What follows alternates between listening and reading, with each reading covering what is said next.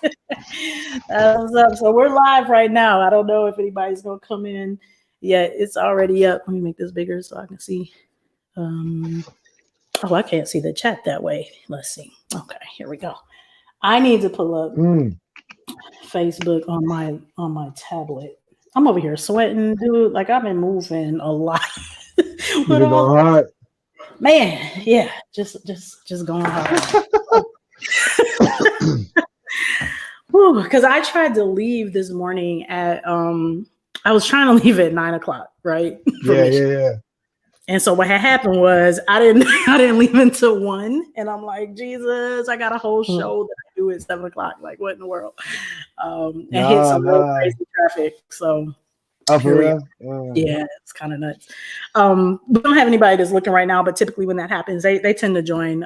Also, they're used to 7:00, so we'll see. I did do a quick little preview, drop a little video, so hopefully people will tune in. If not, the rebroadcast will be Thursday of the show, which will be tomorrow, obviously. So, Mr. Rhodes, welcome to the show. Really excited. Hello. Thank you. So let me do my little blurb. Hey, we got one person watching right now. What's up? I don't know who you are, but hey, say hey in the comments. Hopefully I can check them because I don't have my Wi-Fi set up over here on this tablet. So we're here. Anywho, it's your girl Rajette Speaks with Narrative Shifts. Thank you for joining us tonight. I was on the move today, man. Like I was just out here in these streets flexing my Michigan gear. I went through Ohio, y'all, today. Go blue. Yes, go blue, hard, go blue. I went through Ohio today and on purpose stopped in the University District off of 75 and just rocked this in the gas station and just hung out for a little while just to be petty, right? And I got my little U of M sticker on my car. I said, yeah, this will be fun. So I saw Ohio. What's your quote? Your quote you told me what did I say earlier? You said that's how I do my petty, or that's that's the way my petty is set up. That's the way my petty is set up. Oh, I'm writing that down right now. Yeah, go ahead. You got that. The way my petty is set up. So I'm just gonna flex on Ohio with the Michigan gear because that's what we do. So anyway, for everybody who's here, again, this is Narrative Shifts where we are redefining and reframing the narratives that go out about us. Super, super duper excited to make the show tonight. Had a quick decision to go out of town, so that's where I am. And traffic was crazy. So here we are, a little bit late. Thanks for you guys who are tuning in. Tonight is just a quick preview. Tomorrow we will go live with this brother right here who is amazing. He's going to give you a quick little preview about some of the things that he's been doing. And then tomorrow you guys are going to be blessed by the full show, and we will air that show at 7:00. Tomorrow being Tuesday, March 30th. So welcome to the show, Brian. So great to see you. Thank you. I'm appreciative to be here. And, I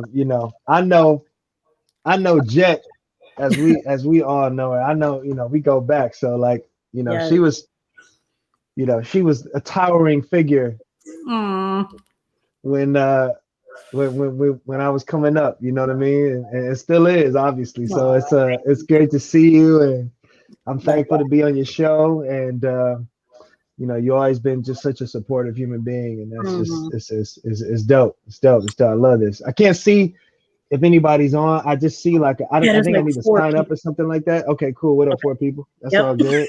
I don't know who they are. That's all we need, guys. Say hey in the chat. I can only see a couple people. Bring the committed. Yeah. Bring the committed. There you go. I appreciate that so much, Brian. What's funny in the beginning of that, it almost made me seem like I was like a lot older than you, and I don't think I am. Like the way you were like, yo, like you always been there, this towering figure. I'm like, thank you. No. When I was a freshman, you were a junior or something like that? Maybe I think so. Like Yeah. Yeah. Like we was in there. It was all in the same. He was my art. Were you my? No, you were my art. Oh no, what it was you were part of the summer engineering program, and I was like the RA facilitator for the program. That's right. When I met you guys, you were still in high school, which is you were one of the first people I met. Yeah, that's right. I remember that. Yeah, that's crazy to me that you were in high school and you have had just a tremendous trajectory. So it's such an amazing honor to be interviewing you. So good stuff. I appreciate it.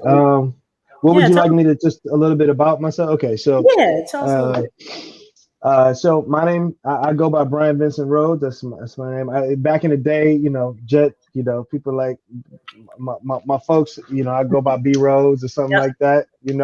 And I am from Detroit, Michigan. So Whoop, from the whoop. D, yep, right there, Southfield, Fayetteville, There you go. right in that. And yeah, grew up in Detroit, and then was always into science, STEM stuff. I grew up in like the DAPSEP program, which is, I don't even know if DAPSEP is Oh, still going on I anymore. Back think in it is. I think it, I read it, something recently. Yep. it is. DAPSEP was like instrumental, man. It put so many kids on. Like, Sure so did. anyway, DAPSEP led me to, I was always into these like science engineering things, and essentially led me to go to the University of Michigan, where I met you, and I did engineering, but I was also quiet as kept. I was also an artist the whole time. So like my Mm, whole childhood growing up was just, and a lot of people I don't think in engineering really knew that. I never really publicized that kind right. of part of my life, but Mm. um, I was like the comic book kid, the drawer. That's how I sort of existed. I went to high school for Mm. art and all this kind of stuff, What high focused in art. school? And What high school did you go to? I ended up going to Cranbrook off the art, Okay. off the art stuff. So that was Oh, like I grew up in like this sort of fine art environment, and so, and yeah, but in going to Michigan, I kind of focused in on engineering, and then after my first year, I said, you know what, this is cool, mhm. but I need something else. Like I couldn't just do engineering all day. It wasn't really like hitting me. And my Okay. folks are engineers, don't get me wrong. So like I grew up in it. There was parts of it that I truly enjoyed. I value, I understand. They made me so much of who I am today, but I recognized that there was something in me that really needed else to be fed. So Mm. then I like said after my first year, I applied to the art school too. And that's how I got into I was in the art school and engineering school simultaneously That's for crazy. I never knew that. I yeah, never. yeah, I was dual enrolled in both schools. So I did a program called industrial design. So that was Sure. like, automotive design, furniture design, products, this kind of thing, vacuum cleaners, anything that needs to be designed is basically. So at that time I was like, that's gonna work. Maybe it's like a nice way to think of these two things. Mm. Long story short, that it provided me some great opportunities. Like I was able to work at some cool companies during that time in school, Yeah. like NASA. I worked at NASA for a little bit, and a few other places. And then my last internship really changed my life. My last internship was at Apple Computer, Mm. and that really sort of shifted the way I looked at the world, because Mm. there it wasn't even Apple as much as it was a film competition at Apple that I Mm. applied to. And Yes. that film competition essentially put me in a position where we won this little competition, and it made me think like, oh my God, Mm. that was so much fun. That was so interesting. And it triggered these like things in me that Mm. Mm. as an artist, and as a drawer, I never thought of like classic film. And so I was kind of like, my Mm. mind was churning.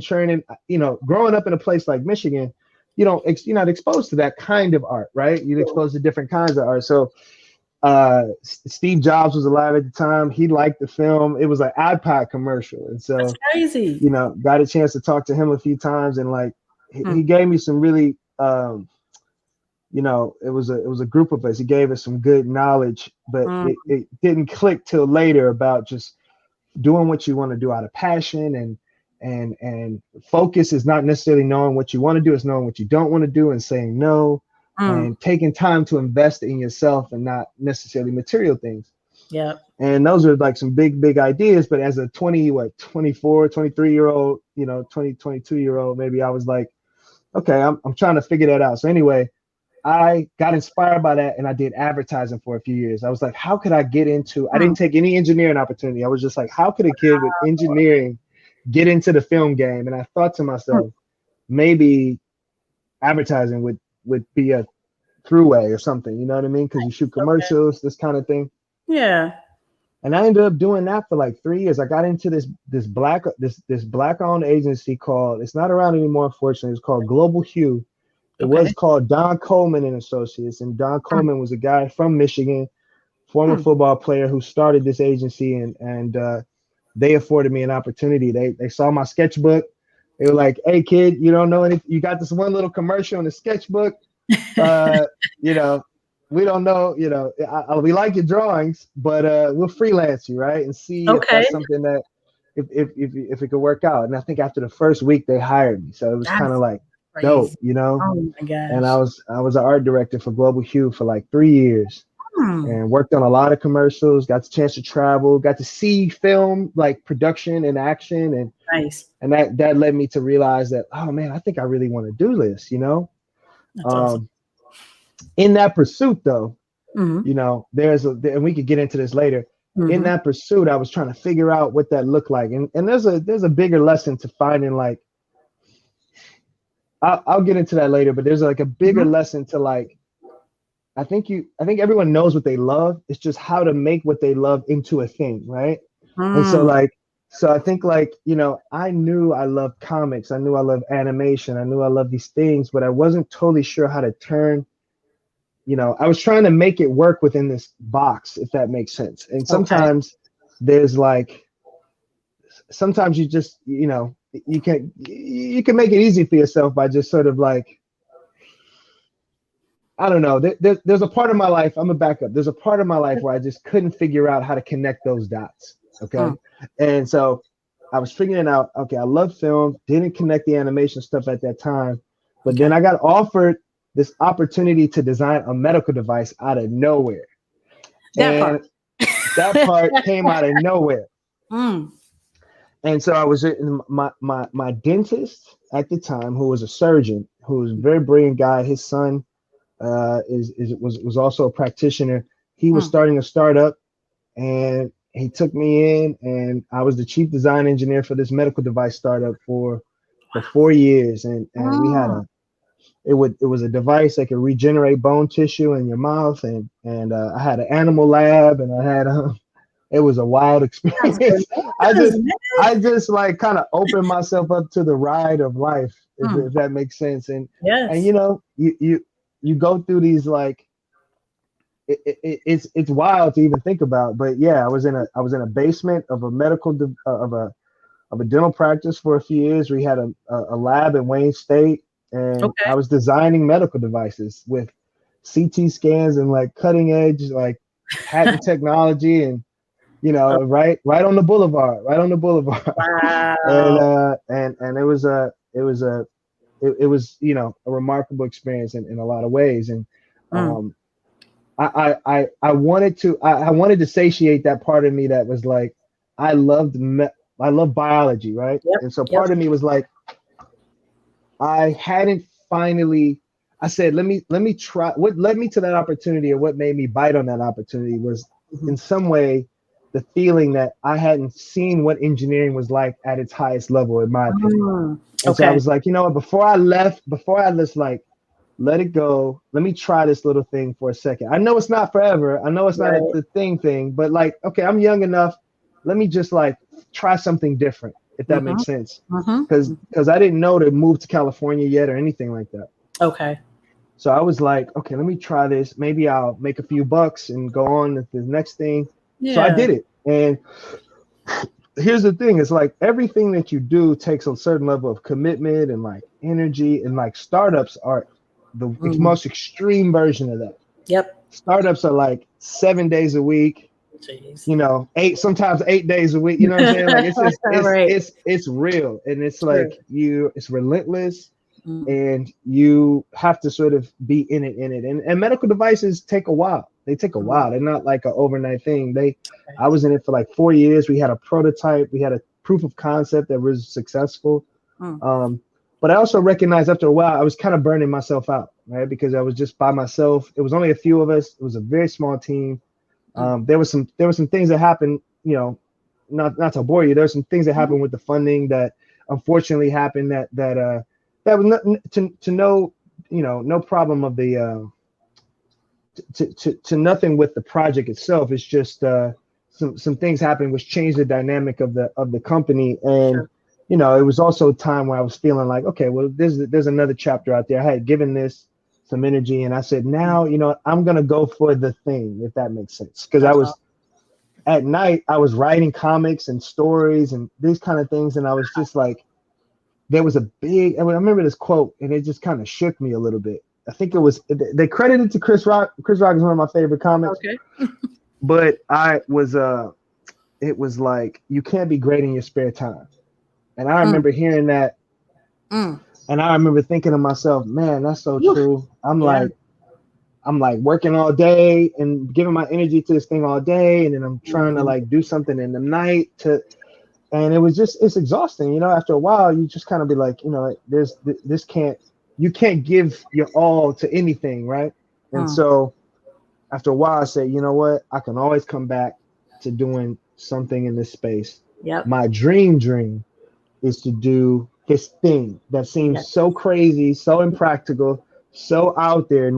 I don't know anybody to get me into this, nothing.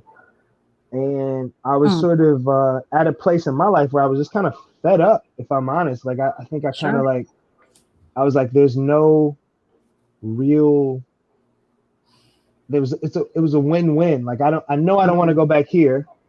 I've been there. Okay. And I can always go back there. Yep. But now let me just try this thing, right? And so I ended up just saying I'm gonna move to LA on August, and I put it in this thing, and I was doing a little freelance work after I left the startup, just trying to make some money. And I told my clients I'm gonna move to LA in August. I didn't know if I got into any school. I applied, so this is what I did. I flew to LA one day, and I went to like 3 schools. I went to USC. Yep. I went to Cal Arts, and I went to UCLA. Okay. And I thought to myself, at that point, the idea of going to animation had clicked. It was like, I love this. I love this as a kid.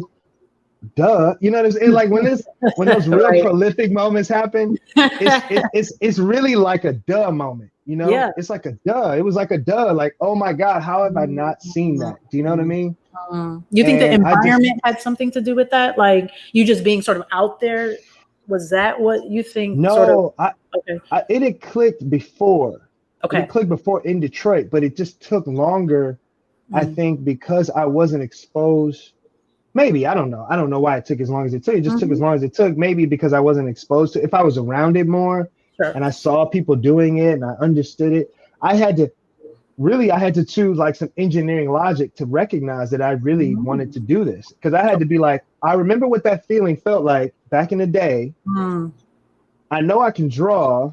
Yeah. Maybe I could connect those dots and make that my future. You know what I'm saying? And like that was how I approached it. I didn't even know if it would work. I'm like, maybe I'll hate it, but I was like, at least I know. That's right. At least I know this is where I've come from. You know what I'm saying? And so I said, let me try this. And I don't even know, man. Through the grace of God, I remember I applied to all the. This is what I went to all those schools. I saw everyone, and the only one that resonated with me personally was USC. Okay. Just resonated with me. So I said, you know what? I'm not applying to like a second option. I don't want to spend all this energy and investment. I just want to go the route I want to go. So I only applied to USC. Only put all my chips on the table. Applied to USC, and then I even told the people I was working with, I'm going to LA in August, so you can cancel my contracts. I'll just I'm just gonna go, right? And so try to save up some money, and then I one day, like if I had to be there in August, maybe I got this in April. I got a wait list. I got a thing to say I got a wait listed, and I was super happy to be waitlisted. Sure. Because USC, this was it was like there was 1 in 16 people that get selected annually. Wow. In the whole world. So I'm like, I had no experience. I just applied. I threw some drawings out there, and I was like, to get waitlisted, that was so far. It was just like, okay, there's a shot, right? And this is the thing that I would implore. I don't want to get too heavy into it. We already been talking for like 20 minutes. Just going, just flowing. just going. It's all good. I mean, look, shut up. You're good, man. I mean, we'll do this tomorrow live too, but just go ahead and make that point. We'll dive into the weeds tomorrow. Long story short, It's like follow the thing that you're feeling. Follow that. I mean, everybody. I'm not going to put anybody. Go into anybody's sort of spiritual beliefs or belief systems, but I believe like your intuition is like God talking to you. I feel like that's like your higher self, right? Like that quiet voice that's like, this is the direction. This is the direction. And I followed that. And here's the thing, it didn't make logical sense. Like a lot of stuff didn't make logical, but it came together in a way that it defied logic, like all of a sudden, I remember I got on the wait list, and I applied to this thing. I got on the wait list, and then I got a call saying like, hey man, I heard you was applying to USC, blah blah blah, and you got on the wait list. Well, man, I got a friend that works in the animation department, or this and this and this at USC, and there's a provost or whatever. You should send your stuff and blah. And it's just like, okay, yeah. I was like, all right. And I ended up, just the relationship. Everything is so much about relationships too. Like, and I think I got in like the first day off of the wait list or something like that. I just said like, I remember I pulled off the 75 freeway on Larned. Oh yeah. I just got on my knees in the middle. Absolutely. Thank you, Jesus. Yes. Yeah, but I mean, I was just like really stoked at a second shot, but I'll get into the rest later. We can do all that. We can do it in red later, but that's basically a little sneak, I guess, peek or whatever. But yeah. That's awesome, dude. Like so let me just ask one thing before we close, because I know USC's money. So did you get it funded, or like did you come out of pocket for? I came out of pocket, man. I mean, I got a few little scholarships. Yeah. If you go to USC, I mean, rarely do they give scholarships for that kind of stuff. You can get scholarships along the way. You can get scholarships while you're there. Okay. But for the most part, to get into it, unless you have some sort of external situation, because that's the drawback. I mean, for sure. I mean, that's the sort of inhibitor for a lot of people. It's just, and I'll get into the industry stuff about later, because I'll get into the industry stuff of why it would be worth it. Because I understand this sort of like the speculation or the trepidation to apply. I think it's also like there are things that intangibly you don't necessarily see up front that the school offers, or that kind of environment offers, that becomes very valuable as you move. Like it was like kind of like it's the same concept in a similar way of going to Michigan. Like so many opportunities are through that network, if that makes sense. And there's a skill level to it, but there's also there's also a relationship level to it, and that part of it I think is a big part, especially in such an insular world like Hollywood. It's a super insular world, and it's like that's just kind of how that works, if to some degree, to a large degree. Sense. So let me just ask this before we wrap. How many Black animators do you know in the industry? Know of or no? No.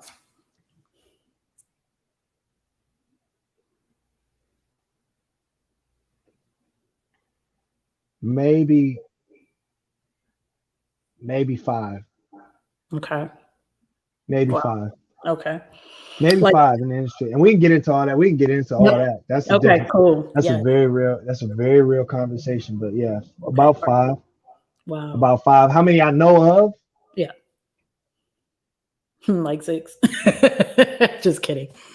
If I'm honest, maybe less than 15. Wow. Okay. Less than 15. Got you. All right. Well, yeah, looking forward to opening up this conversation a little bit more tomorrow, really hitting these the depth of some of these bullet points we hit today. Really looking forward to that tomorrow. So I so appreciate you jumping on tonight for a quick little blurb and just availing yourself. Guys, he's in California. This is Cali time. So, I'm just super thankful that he was. Look at all this light. You see all this light? I'm sunlight, right? Yeah. Look, I had some good sun today on the Rhodes. That heat index though, that looks a little different. Right. I'm about to be burning in a minute. Right. You stay hydrated out here. That's why I'm drinking Gatorade. Yo, See there. See, this ain't a prop. I got basic old Nestle Pure Life right here, right? You know, hey, Just basic. I biked like 100 miles yesterday, 2 days Oh, ago. nice. Yeah. Did you? Yeah, I biked like. Where were you biking around? Like where at? Basically, I went around the city of Los Angeles. Nice. Okay. Yeah, it was like my first, what they call a century ride. It was my first time ever trying to do that. It was That's crazy. brutal. Yeah, it sounds like it. You bike a lot, like you like a lot consistently? I do. Yeah, I started in the pandemic. It was one of those things where I was just like, I gotta get out the crib. Yes. And ended up just really liking it. I didn't even think I would like it like that. I just really love it. So that's awesome. Yeah. So, you know. Oh, you big time. You got the little you got the shoes that clip into the. Got the shoes that clip, man. You the clip shoes, dog. We out here, dog. Use the clip. You big time in these. I was so scared of that in California. So I started bike riding a little bit in Cali, and I would like bike to work and back. So this is like maybe 11 miles round trip, nothing major, right? But you know, hills, because that return trip used to be like, oh, I'm gonna just get off and walk my bike up the hill. But I was terrified of the clips. I'm still scared. I'm scared of these clip shoes, right? Because shoes is real. Yeah, you big time. I get it. Yeah, no, it's fun. It's a little outlet, so you know. I think that's great. Awesome. All right, well, let's wrap it up, and we will pick back up here, guys. Thanks for joining us. It looked like we maxed out at like 9 people today so far for the preview. Cool. I'm happy. There are 5. There are 6 that are currently watching right now, guys. Thanks for joining us. Listen, tomorrow 7:00, we're gonna go deep into some of Brian's work and just some of the experiences that he's had as a young Black man in these different areas, professional areas, guys. So stick with us. I'm telling you, these shows are going to continue to be just great. They're great already. I believe that because I believe every guest that I have is just amazing in their own way and right. And looking forward to what's coming tomorrow. So thank you, Brian, again. Love you, man. Love you. All right, guys. Thanks for joining us. We'll see you tomorrow at 7:00. Join us. I'll shoot a little something. I'll post something tomorrow, and you'll see me in a different location tomorrow too. So here we go. You guys take it easy. It's Narrative Shifts. Rajette Speaks. We'll see you tomorrow. Thank you. Bye, everybody. Peace.